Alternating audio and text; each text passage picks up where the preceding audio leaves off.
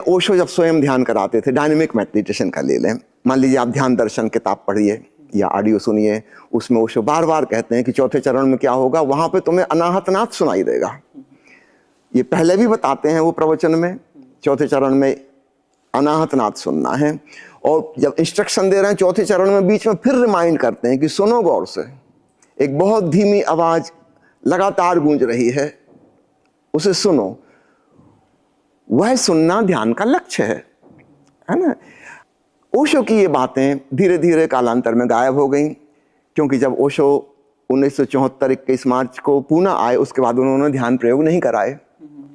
अधिकांश लोग आज हम जिनको सन्यासी के रूप में जानते हैं, अथवा पश्चिम के लोग, वो उसके बाद आए है ना। उसके पहले वाले लोग अब दुनिया में चले गए, वो नहीं है अधिकांश लोग, है ना, जिन्होंने ओशो के मुख से सुनकर ध्यान विधि की थी। जब ओशो ने ध्यान कराना बंद कर दिया तो फिर अन्य लोगों ने कराना शुरू किया। धीरे धीरे इंस्ट्रक्शन की जगह फिर सिर्फ म्यूजिक हो गया, क्योंकि मुश्किल ये हो गई कि पूना में 25 देशों के लोग आए हुए हैं, आप किस किस भाषा में ट्रांसलेट करके बोलोगे, पूरा समय ट्रांसलेशन में चला जाएगा।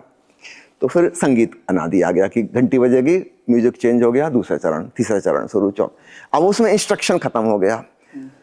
अधिकांश लोगों ने सक्रिय ध्यान का केवल यह रूप पकड़ा है, संगीत को पकड़ के आपको 3 चरण पूरे करने हैं, चौथा और 5वां ध्यान खत्म।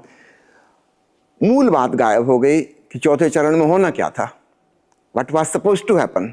और अगर वो नहीं पता है, आप जिंदगी भर करते रहो कसरत, कुछ भी हासिल नहीं होगा, है ना। एक दिन आप थक जाओगे, छोड़ दोगे, सोचोगे विधि गलत है, ये गुरु गलत है, दूसरे गुरु के पास चलते हैं, कोई दूसरी विधि से ध्यान करते हैं, इसमें कुछ हुआ ही नहीं।